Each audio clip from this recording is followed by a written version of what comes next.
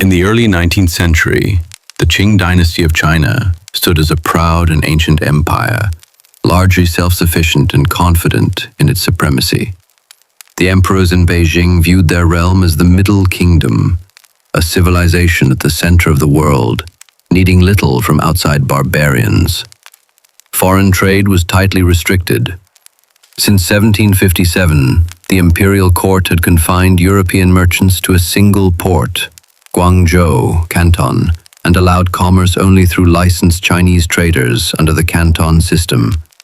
To the Qing leadership, this system ensured control over foreign influence and protected China's traditional order. Yet beyond China's shores, Western powers were undergoing rapid industrialization and expanding their colonial reach. The British Empire, in particular, was hungry for new markets and resources as its global influence grew. These two worlds, an inward-looking agrarian empire and an outward-looking mercantile superpower, were on a collision course, even if neither fully realized it yet. By the late 1700s, Britain's elite and middle classes had developed an insatiable appetite for Chinese goods. Fine porcelain, silks, and above all tea flowed into Britain's teacups and drawing rooms. The demand for tea was so great that it created a serious trade imbalance. Silver poured out of British coffers into China to pay for these coveted products. China, for its part, had little interest in British manufactures.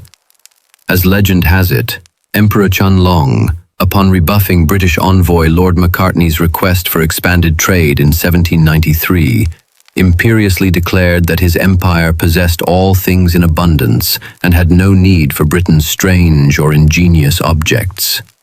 Whether apocryphal or not, this sentiment captured the Qing court's view. China felt it had nothing to gain from the West, while Europeans were desperate to find something the Chinese would buy. British merchants chafed under the limitations of the Canton system and the Chinese tribute-based worldview. Repeated diplomatic efforts to broaden trade, such as Macartney's mission, ended in failure and misunderstanding. As the 19th century dawned, Britain's global trade was booming, but with China, it remained one-sided. Silver continued streaming eastward to pay for tea, threatening Britain's balance of payments. The pressure to find a solution mounted.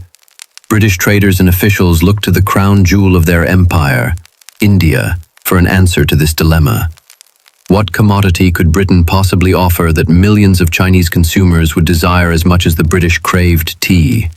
The answer would be a bitter and ultimately tragic one: opium. Opium, a narcotic derived from the poppy plant, had long been known in Eurasia for its medicinal properties.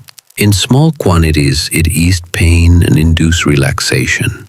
But by the late 18th century, opium had also become a recreational vice in China, smoked in long-stemmed pipes in den-like parlors, a practice with addictive consequences. Sensing opportunity, the British East India Company established a monopoly on opium cultivation in Bengal, India, where fertile fields yielded abundant poppy harvests. Beginning in the 1770s, the company and its affiliates started to ship Indian opium to China on a growing scale. Because the Qing Empire had outlawed opium imports as early as 1796 due to mounting social problems, the trade was entirely illegal. Yet it boomed under the noses of officials, many of whom were bribed or willfully blind. Private British and American merchants, the country traders, licensed by the East India Company, ferried chests of opium to the Chinese coast. Their fleets of Chinese smugglers' boats awaited offshore, ready to distribute the illicit cargo into the interior. By the 1820s, this clandestine commerce had achieved Britain's aims in dramatic fashion. The one lopsided trade imbalance flipped. Now it was Chinese silver coursing into British hands to pay for opium. Tea and silk still flowed out of Canton's warehouses, but the silver that Chinese merchants earned often found its way back as payment for the addictive poppy resin. British profits soared, financing their tea purchases and enriching traders in Canton and Calcutta alike. In economic terms, opium was the perfect commodity, highly profitable and perpetually in demand. By 1838, the volume of opium flooding into China was staggering, an estimated 40,000 chests per year, each chest weighing some 140 pounds. This was a 100-fold increase from the trickle of opium in the mid-18th century. The social consequences inside China were devastating. Scholars, officials, soldiers, peasants, people from every walk of life fell prey to addiction. Opium dens multiplied in cities and towns. Silver, the lifeblood of China's economy, was siphoned away to foreign traders, causing inflation and economic disruption. By the 1830s, the crisis could no longer be ignored. Millions of taels of silver were leaving China annually, over 9 million ounces by the early 1830s, and even members of the imperial army were dazed by the drug's effects. The Qing state was staring down a public health calamity and a financial hemorrhage wrapped in one. Within the Qing court, a fierce debate raged on how to confront the opium scourge. Some officials, despairing of ever stamping out the trade, proposed a startling solution: legalize and tax opium. By bringing the trade into the open, they argued, the government could both control consumption and replenish its treasury with opium tax revenue. Perhaps, they reasoned, if opium were highly taxed, the price would soar and common people would be unable to afford their ruinous habit. But to others in the court, this approach was unthinkable. Leading the hardline faction was an incorruptible imperial commissioner named Lin Zexu. To Lin and his supporters, opium was a moral poison as much as a physical one, a threat to the very fabric of Chinese civilization. How could the empire endure if its soldiers were stupefied, its bureaucrats corrupt, its peasants unable to work the fields? Lin Zexu denounced the opium trade as an evil and argued that no half measures could be tolerated. The only correct response was to eradicate opium, punish the foreign pushers who sold it, and save China's people from this toxin. In 1839, Lin Zexu's viewpoint prevailed. The Daoguang emperor, alarmed by reports of rampant addiction and silver depletion, appointed Lin Zexu as imperial commissioner with extraordinary powers to end the opium trade once and for all. Lin arrived in Guangdong province like a man on a mission. He immediately imposed strict sanctions. Chinese dealers were rounded up and opium pipes destroyed. He publicly posted an open letter addressed to Britain's Queen Victoria, appealing to her conscience. How, he asked, could Britain justify peddling a toxic drug to another nation's people when it forbade the same vice at home? A reference to the fact that opium use was illegal in Britain, it remains uncertain if the Queen ever saw Lin's eloquent letter, as it was sent through official channels and likely never reached her personally. Receiving no reply, Lin pressed forward. He summoned the foreign merchants in Canton and issued an ultimatum: surrender all opium stocks and sign a bond to cease trading the drug, or face dire consequences. Under mounting pressure and a Chinese blockade of the foreigners' enclave, the British traders capitulated. In the spring of 1839, over 20,000 chests of opium, Some 1,400 tons of it were handed over to Commissioner Lin's forces. Then, in an unprecedented show of resolve, Lin Zexu ordered this mountain of contraband destroyed. From June 3, 1839, for nearly 3 weeks, laborers mixed the opium with lime and salt and flushed it into the sea at Humen Beach on the Pearl River Delta. The air was thick with the acrid scent of raw opium as millions of dollars worth of the drug dissolved or burned. Lin's bold campaign constituted the largest drug destruction operation in history to that date. Over 1.15 million kilograms of opium rendered useless. Onlookers marveled at the sight. The world was shocked by this defiant stand against narcotics and foreign smuggling. In Lin's mind, he was striking a righteous blow to protect his people's welfare. Little could he imagine that this act, celebrated in China as a moral victory, would also ignite a war with the British Empire. A war that China, with its outdated armaments and naval power, was ill-prepared to fight. News of Commissioner Lin's actions and the hefty losses inflicted on British merchants outraged the British trading community and soon reached London.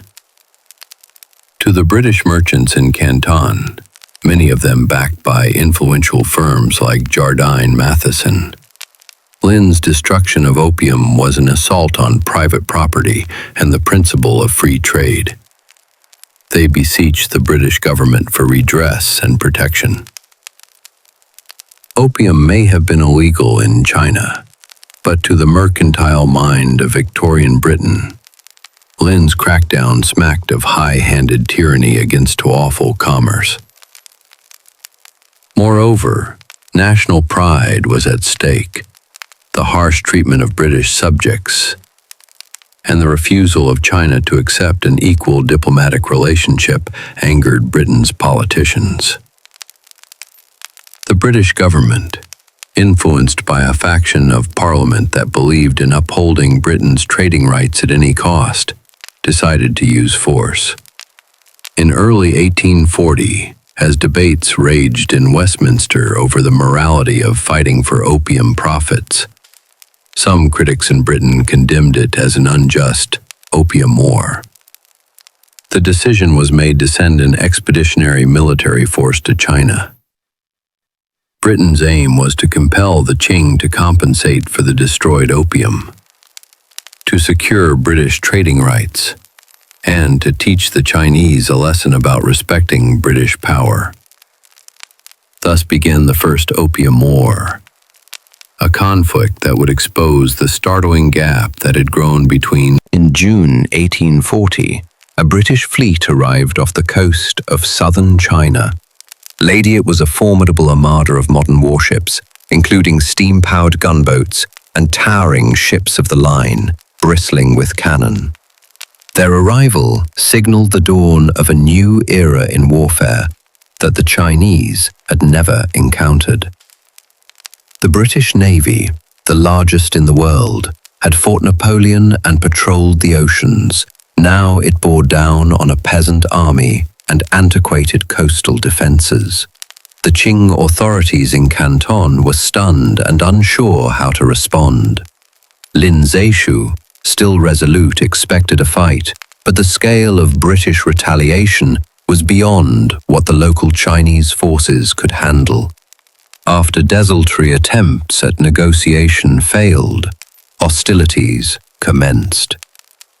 In late 1840, British warships easily swept aside the Chinese defenses at the mouth of the Pearl River, destroying the makeshift blockade of junks that Lin's forces had thrown across the channel. Gunfire echoed across the water as Chinese forts were bombarded into silence. The invaders then sailed up the Pearl River toward Canton, Guangzhou, the very heart of the opium trade, demonstrating the reach of their naval guns. British warships attack a Chinese coastal battery on the Pearl River during the First Opium War, 1841. The modern firepower of the Royal Navy quickly overwhelmed Qing defences. In May 1841, after months of standoff, the British forces attacked and occupied Canton, brushing aside Qing troops in a swift campaign. The city, one of the richest and most important in China, fell under foreign guns, though to avoid provoking wider war, the British opted not to loot the city extensively at that time. The news of Canton's fall sent shockwaves through the empire. Never before had a Chinese city of such stature been captured by Westerners. But this was only the beginning of Britain's punitive expedition. In battle after battle along China's coast and rivers, British military technology and discipline proved decisive. The Qing soldiers, brave but badly outgunned, fought with matchlock muskets, spears and swords against British muskets, rifles and artillery. Chinese coastal junks and river forts were obliterated by shellfire from iron warships, such as the Nemesis, a cutting-edge steam gunboat that became infamous for striking fear into Chinese defenders. As one British officer noted, the Chinese fought earnestly, but their antiquated guns and cannons were no match for Western ordnance.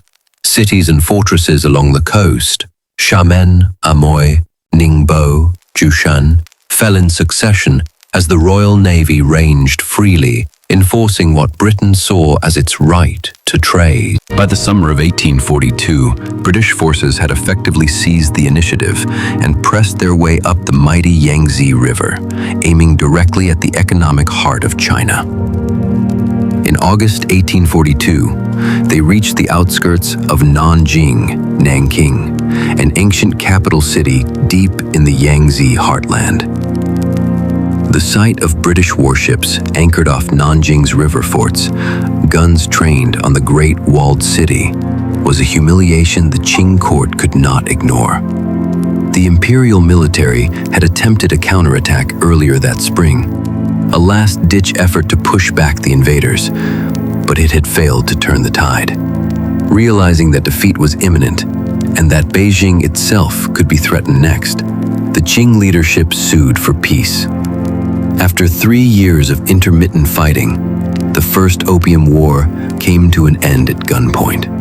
Chinese envoys, under tremendous pressure and with British guns at their backs, entered negotiations for a treaty aboard a British warship. The resulting agreement would profoundly reshape China's relationship with the world. On August 29, 1842, Chinese officials signed the Treaty of Nanjing, a document whose terms starkly illustrated China's defeat. It was the first of the so-called unequal treaties, and it heavily favored the victors. The treaty demanded that China open itself up to Britain's demands, and, in doing so, marked the beginning of an era of diminished sovereignty. First and foremost, the Qing Empire had to pay a huge indemnity to cover Britain's war costs and the losses of the opium that Lin Zexu had destroyed. This indemnity amounted to millions of silver dollars, a staggering sum that placed additional strain on China's already weakened treasury. But financial punishment was only one aspect. The treaty also ceded to Britain a small but extremely significant piece of territory, Hong Kong Island. Possession of Hong Kong gave the British an excellent deep-water port on the doorstep of China. What had been a scantily populated outcrop of fishing villages would, under British rule, soon burgeon into a vital hub of trade and empire. Under the Treaty of Nanjing, the centuries-old Canton system was dismantled. No longer would British merchants be confined to a single port or subject to the whims of the Canton Kohong Guild. China was forced to open 5 major ports to British trade and residence: Canton, Shanghai, Xiamen, Amoy, Ningbo, and Fuzhou. In each of these treaty ports, British merchants and their families would have the right to live and work, trading not just in tea and silk, but in any goods they pleased. To the Qing's dismay, this included opium. The treaty did not stop the opium trade. In fact, British opium shipments resumed and would only grow. These ports were to become little enclaves of foreign influence on Chinese soil, beyond the full reach of Qing law. Indeed, another clause of the treaty granted British citizens extraterritoriality, the right to be tried by British judges under British law, even on Chinese territory. No longer would a British trader fear a Chinese court or magistrate. If accused of a crime in China, he could only be judged by his own consular authorities. This was a direct blow to Chinese sovereignty and a galling precedent that other foreign powers would soon demand for themselves. Additionally, the Treaty of Nanjing contained a most favored nation clause, meaning that any privilege China granted to another country would automatically extend to Britain. This ensured that Britain could never be outstripped by another power in Chinese trade. And indeed, in the years immediately following, other Western nations lined up to extract their own concessions. The United States signed the Treaty of Wangxia, 1844, and France the Treaty of Whampoa, 1844, each securing similar benefits including extraterritorial rights and new ports. The upshot for China was a cascade of agreements that chipped away at its autonomy. For the first time, foreign powers gained a foothold on the Chinese mainland and control over certain trade policies. The proud Qing Empire found itself forced into an uncomfortable new role, not quite a colony, but no longer fully in control of its own trade and destiny. The consequences of Nanjing were soon painfully evident. British merchants flooded into the new treaty ports, especially Shanghai, which in a matter of years transformed from a modest town into a booming international city. Opium, now with easier access to Chinese markets, surged in volume. In fact, rather than curtail the opium scourge, the treaty's aftermath saw opium imports climb to even greater heights. By 1879, China's opium imports would reach an all-time peak of 87,000 chests in a single year, deepening the social and economic toll on Chinese society. The Treaty of Nanjing offered no benefits to China, only obligations and losses. It was, in Chinese eyes, a humiliation, a clear confirmation of China's military weakness and a harbinger of further foreign encroachment. The phrase unequal treaty became synonymous with this period, as deal after deal forced on China stripped away pieces of its sovereignty. For the Western powers, these treaties were seen as gateways to profit and influence. But for China, they were a bitter pill, breeding resentment and nationalist anger. Ordinary Chinese, hearing of the cession of Hong Kong and the silver draining away to foreigners, felt a profound sense of injustice and shock. How could the Son of Heaven, the Emperor, have failed to protect the realm from the depredations of these outsiders? In the wake of the First Opium War, unrest simmered. The Qing government, already shaken, soon faced one of the largest internal rebellions in history. The Taiping Rebellion, 1850 to 1864, a massive civil war partly fueled by popular discontent with Qing weakness after the Opium War defeat. Though the Taiping movement had its own complex causes, the timing was no coincidence. The Opium War had gravely damaged the Qing Dynasty's prestige and exposed how far the once mighty empire had fallen behind the West. Westerners also gained the right to send Christian missionaries throughout China, another source of tension as traditional Chinese communities found their beliefs and social norms challenged by foreign religion and influence. All these changes heralded the beginning of what Chinese historians later called the Century of Humiliation, a period of roughly 100 years, starting with the Opium Wars, during which China was repeatedly subjugated or dominated by foreign powers. The Treaty of Nanjing was the inaugural act of this tragic century, leaving a legacy of shame and resentment that would echo through generations. In the 1850s, the ink on the Treaty of Nanjing was barely dry, yet its spirit was already being tested. Britain and France, the leading Western powers in East Asia by that time, were dissatisfied with what they had gained. Trade at the new treaty ports was underway, but the British felt that the Qing government was dragging its feet in fully implementing the treaties.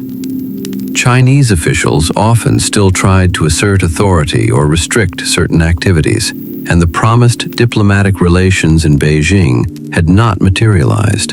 Foreign envoys were kept at arm's length from the imperial court. British merchants, backed by their government and joined by the French, began pushing for even greater access to China's market and society. They wanted not only expanded trade, but also the legalization of the opium trade, freedom from missionary activity deep in the Chinese interior, and a permanent diplomatic presence in Beijing.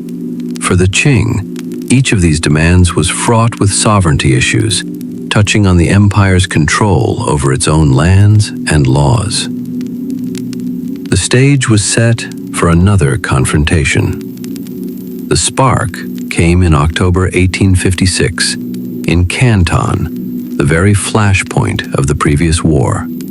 Chinese authorities boarded a small ship called the Arrow, which was registered, albeit under questionable circumstances, under the British flag, and arrested several Chinese crew members on suspicion of piracy and smuggling. In the process, according to British reports, the Chinese officers insultingly tore down the Union Jack flag. This seemingly minor incident, border officials detaining a crew of alleged pirates, was seized upon by Britain's representatives as an affront to British honor and a violation of the previous treaties. The local British consul in Canton demanded the men's release and an apology. When the Qing governor refused to be cowed, Britain found its casus belli.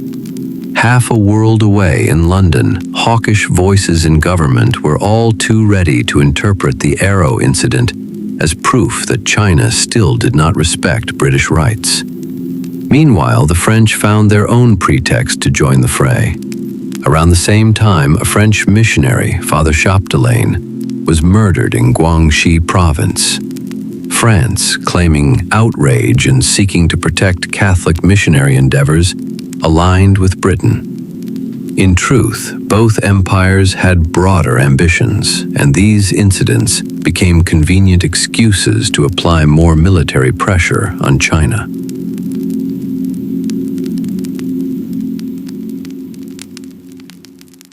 War resumed and intensified in late 1857. The British Navy, now aided by modern gunboats and reinforced by troops fresh from quelling the Indian Mutiny of 1857, joined forces with the French. The Allies first targeted Canton, Guangzhou, once more. In a swift campaign, Anglo-French forces captured Canton in late 1857, encountering stiff resistance from the city's defenders but ultimately overpowering them. Both the integration, incredible appropriation from the warming references and mission, they escamed or care Trentefest and Branting anymore. The intartation, the mind of first present of juice by city of course, from both the integration, they stoperation at Tyre was significant port there coming in through up to her handstand. The long-serving Qing official governing Canton, Commissioner Ye Mingchen, who had taken a hard stance against foreign demands, was removed and exiled. A new, more pliant Chinese official was installed in his place. Information the wrong outs. The Canton was adding there from RTV warning from 18 parties hands and landing Dachshund. The glander of the wrong out the hands of 19 words. But the idea has grand and related to the fast commotions and any born the new tier roads of the plant. This intervention showed that the foreign powers were now willing not just to demand trade concessions, but to directly interfere in China's internal governance if it suited them. With the South subdued, the Allies turned their gaze north, toward the seat of imperial power. In 1858, a large Anglo-French expedition pressed up the coast to the vicinity of Tianjin, the port city closest to Beijing. The sight of foreign gunboats in the Bohai Gulf, menacing the approaches to the capital, was a dire development for the Qing court. Facing this intimidation, Chinese negotiators agreed to new terms outlined in the treaties of Tianjin, June 1858. These treaties went even further than Nanjing in prying open the empire. Among their provisions, 10, eventually 11, more Chinese ports would be open to foreign trade, adding ports like Tianjin, Newchuang, Hankou, and Nanjing itself to the list. Foreign diplomats were to be allowed to reside in Beijing, granting Western powers the formal diplomatic recognition they craved on Chinese soil. The treaties also stipulated freedom for travel by foreign subjects throughout interior China, something previously forbidden, the right of Christian missionaries to evangelize freely, and crucially, the legalization of the opium trade under a regulated tariff. For the first time, opium, the substance at the heart of all this bloodshed, was to be a legal commodity in China, a bitter condition forced upon the Qing. In exchange, China was promised a revised tariff on imports and the vague assurance of peace. However, this peace was short-lived and conditional. The Chinese court, deeply unhappy with the treaties and likely hoping to stall their implementation, hesitated to ratify the agreements.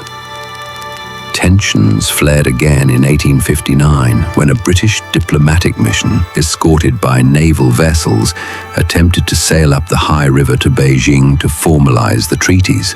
They found their way blocked at the Dagu-Taku forts by fortifications hastily strengthened under an anti-foreign court faction's orders. Ignoring warnings to take an alternate route, the British tried to force a passage. In a rare setback for the Western forces, Chinese gunners at the Dagu forts fiercely repelled the British onslaught in June 1859, sinking gunboats and inflicting dozens of casualties. This Chinese victory was celebrated by the imperial court. It appeared that maybe the foreign devils could be resisted after all. But it was a Pyrrhic victory. The British and French, enraged by the humiliation and the loss of some of their men, resolved to respond with overwhelming force. The following year, 1860, they returned to the fray with a vengeance, dispatching a much larger expeditionary corps and armada to finish what had been started. In August 1860, a joint Anglo-French force landed on the northern Chinese coast, intent on marching to Beijing.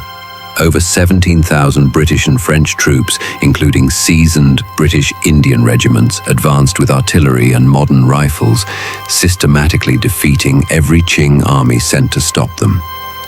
At the Battle of Palikao in September 1860, the Anglo-French forces routed a sizable Qing army led by the emperor's brother, Prince Senge Rinchen, clearing the path to the capital.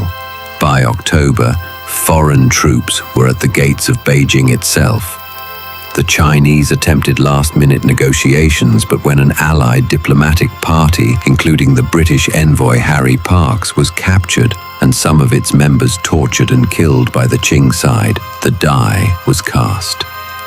In retaliation for this perceived treachery, and to make an example that would sear itself into Chinese memory, Lord Elgin, the British High Commissioner, ordered the destruction of one of the Qing Dynasty's most cherished treasures, the old summer palace, Yuan Mingyuan. In mid-October 1860, as negotiations faltered, British and French troops moved through Beijing's outskirts to the old summer palace, a sprawling complex of lakes, gardens, and exquisite halls that served as the Qing emperor's favored retreat. What followed was an orgy of loot and destruction. Allied soldiers picked the palaces clean of silks, porcelains, jade artifacts, and priceless works of art. What they could not carry off, they smashed or defaced. Then, on October 18 and 19, per Elgin's command, the magnificent complex was set ablaze. Columns of black smoke billowed into the sky as one of the world's most beautiful royal residences was reduced to charred ruins. The British justification, as Elgin articulated, was retribution for the murder of their envoys and a lesson to the Chinese about the cost of defiance.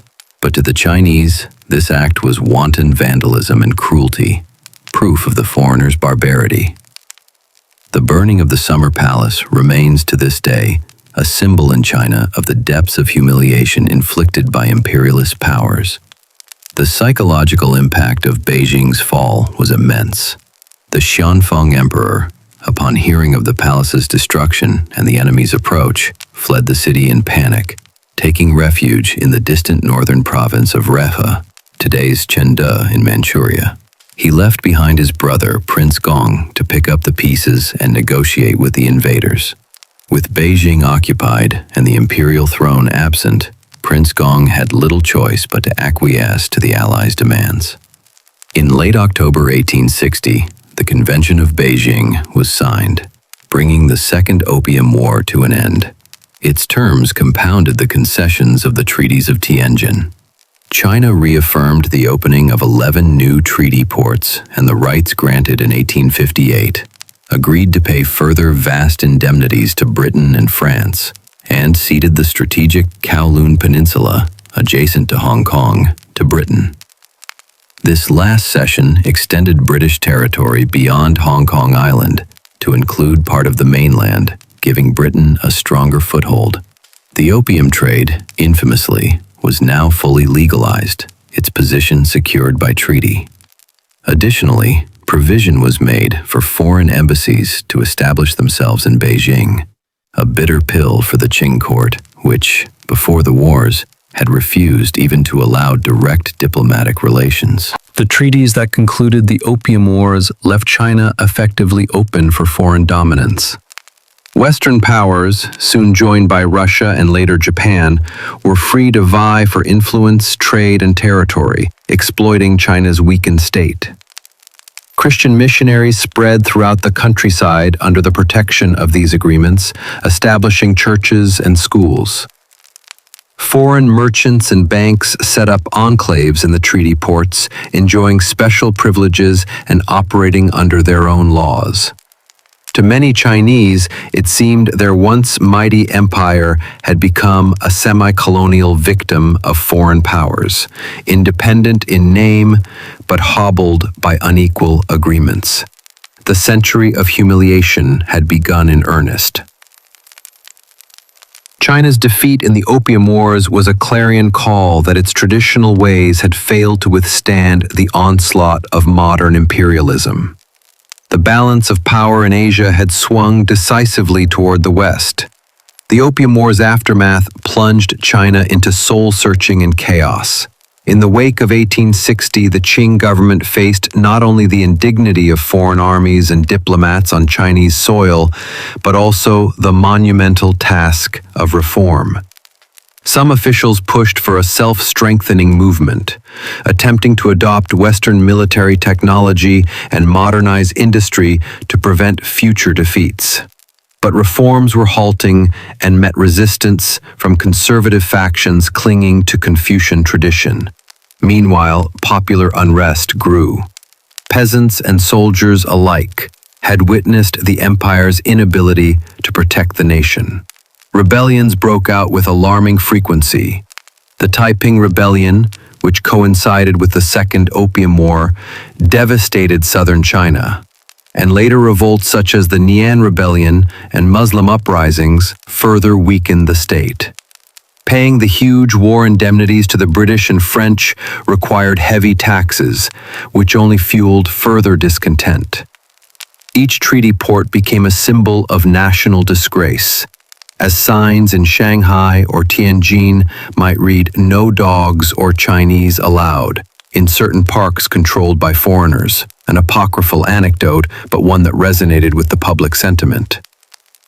The Qing Dynasty, though it would limp on for several more decades, had suffered a blow to its legitimacy from which it would never fully recover. From the perspective of Chinese historians, the Opium Wars marked the beginning of the end for Imperial China.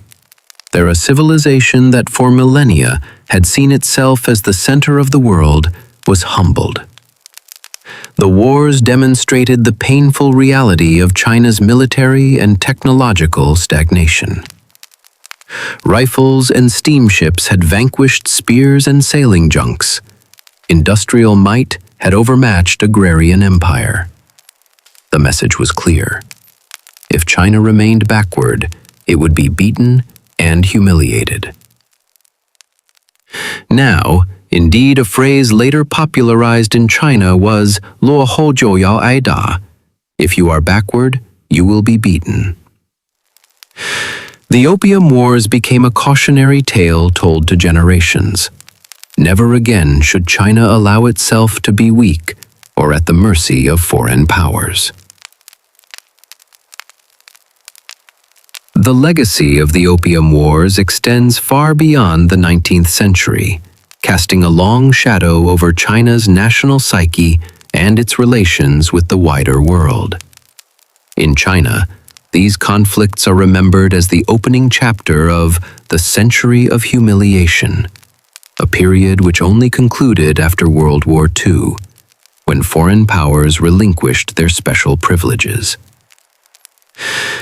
Chinese textbooks and museums, such as the Opium War Museum in Humen, teach the wars as a profound lesson. National weakness invited exploitation, and unity and strength are necessary to prevent history from repeating. The searing memory of the Opium Wars has been a driving force in China's push to modernize and assert itself. From the late Qing reforms to Sun Yat-sen's Republican Revolution in 1911, from the rise of Chinese nationalism and the Communist Revolution of 1949 to the policies of today, all have been influenced in part by a determination to never again suffer such humiliation. Modern Chinese leaders frequently invoke history, recalling how foreign gunboats once dictated terms in Beijing, as a contrast to the country's renewed strength. The narrative of these wars fuels a patriotic pride in China's resurgence and a wary view of foreign intentions. The Opium Wars also had a significant impact on global history. These conflicts forcibly integrated China into the world economy at gunpoint, marking a key moment in the era of European imperial expansion. The wars demonstrated the reach of British naval power and the lengths to which the British Empire would go to enforce its economic ideology of free trade, even if that free trade meant the freedom to sell narcotics to a willing market. To some historians, the Opium Wars were the first drug wars of modern history, albeit ones waged by nation-states for profit and power. As the cinematic journey of this documentary draws to a close, we reflect on how the Opium Wars changed the course of nations. A clash of empires over drugs and trade rights in the 19th century has left an indelible imprint on the map, on international law, and on collective memory. It serves as a sobering reminder of how greed and righteousness, commerce and coercion became intertwined on the stage of history. The Opium Wars were wars without glory, wars that birthed no heroes universally revered, but they opened the eyes of a slumbering dragon and the conscience of a colonial power. In the end, they heralded the end of one world and the uneasy beginning of another, the repercussions of which are still felt in the relations between East and West today. The tale of the Opium Wars is thus a tale of tragedy and transformation, a chapter that, though painful, shaped the modern era and the China we know now. Finally, the Opium Wars significantly altered the trajectory of Chinese history, contributing to the fall of the Qing Dynasty. The defeats made it clear to some enlightened Chinese scholars and officials that massive change was needed. The following decades saw attempts at reform, such as the self-strengthening movement, which aimed, with limited success, to import Western technology and know-how. When these efforts proved too little too late, China's weakness led to further foreign incursions, the slicing of spheres of influence, the loss of tributary states, and eventually, by 1900, the humbling defeat by an international coalition in the Boxer Rebellion. Each blow traced back to the initial opening during the Opium Wars. By 1912, the Qing Dynasty collapsed, ending thousands of years of imperial rule. In that sense, the Opium Wars were the beginning of modern Chinese history, setting the stage for the tumultuous 20th century in China, from republic to warlordism to Japanese invasion, civil war, and finally, the rise of the People's Republic. Many of these later struggles carried the rallying cry of reversing humiliation and restoring China's dignity on the world stage. Epilogue. Today, standing on the shores of the Pearl River Delta, or looking out from Hong Kong's Victoria Peak, one can still sense the echoes of the Opium Wars. The grand warehouses of Guangzhou's old 13 Hongs district, where foreign traders once bemoaned Chinese restrictions, are mostly gone, destroyed in a fire during the Second Opium War. But history remembers how those traders forced their will upon a great empire.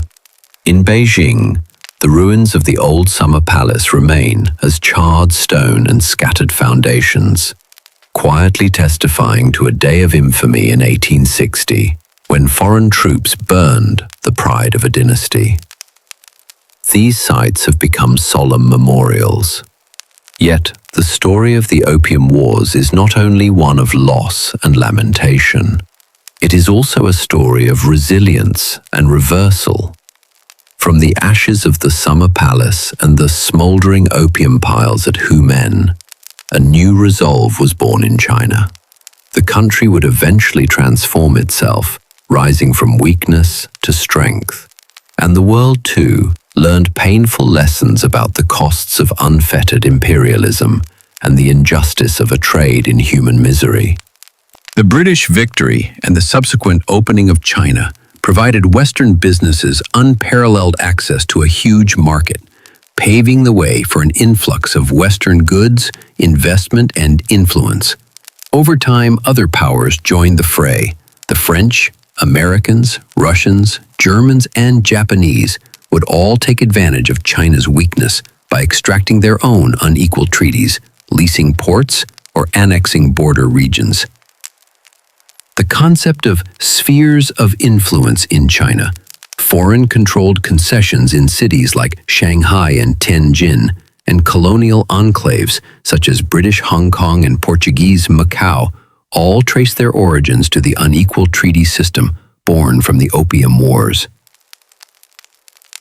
For Britain, the fruits of the Opium Wars included a vast expansion of its trade in Asia and great wealth generated by the China trade. The port of Hong Kong, seeded in 1842, flourished under British rule and became one of the world's busiest harbors, a crown jewel of the British Empire in the East. It remained under British control for 155 years, a lasting reminder of the First Opium War's legacy, until its return to Chinese sovereignty in 1997 as part of a negotiated end to colonial rule. The very existence of Hong Kong as a British colony, with its mix of Eastern and Western characteristics, was a direct outcome of Britain's victory in the Opium War. Its return marked, symbolically, the end of the era that the Opium Wars had begun, closing a chapter of colonial history. The human cost and moral questions raised by the Opium Wars have also left an imprint. In Britain at the time, there was actually substantial domestic opposition to the idea of fighting a war to defend the opium trade. Notable figures like Member of Parliament William Gladstone denounced the war as unjust and infamous, famously saying he feared a just judgment of God for Britain's national sin of pushing opium on the Chinese. This early anti-war sentiment and moral outcry are often cited in discussions of Britain's imperial legacy. Today, the Opium Wars force a confrontation with the darker side of 19th century globalization. They reveal how the profit motive, combined with military might, enabled one society to inflict mass addiction and then use that very suffering as a pretext for invasion. The wars have thus become a reference point in conversations about colonialism, morality and foreign policy, and even international law. In spirit, they violate what we today would consider just cause for war.